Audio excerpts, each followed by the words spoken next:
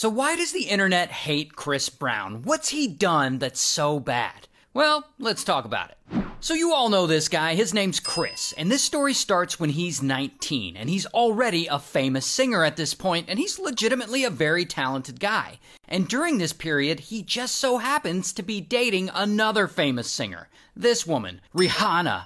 So one night in 2009, Chris and Rihanna are driving around town. When Rihanna, I guess she's looking at his phone and she sees something suspicious. A text from a girl that he used to smash with. And this pisses her off, and she accuses him of cheating, and she's screaming, "You're such a liar! I hate you!" And she tries to kick him as he's driving. And of course, this pisses Chris off. And so then, boom, he starts punching her in the face with his right hand while he drives with his left. And bam, she spits on him because she's got blood in her mouth. And he's like, "Oh, I'm gonna beat the shit out of you when we get home." And so Rihanna gets scared, and she tries to call her assistant. But her assistant doesn't answer. And so Rihanna fakes a conversation and is like, "Make sure the cops are there when I get home." I guess she's trying to scare Chris. But Chris doesn't get scared. In fact, he threatens to unalive her. And so he pulls the car over and he starts choking her, and she immediately screams out the window, "Help! He's trying to unalive me!" And the neighbors hear and they call police.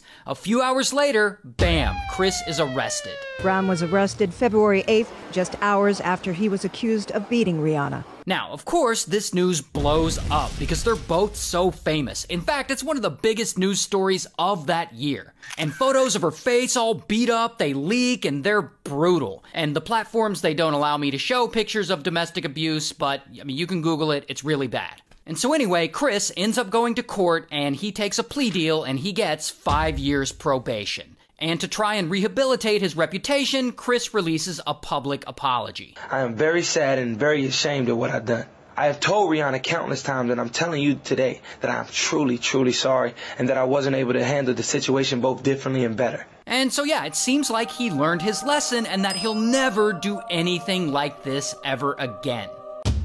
Until... oh no, it turns out old Chris has quite the anger problem. Because 4 years later, it's 2013. He's now around 24 years old. And he's still on probation for beating up Rihanna.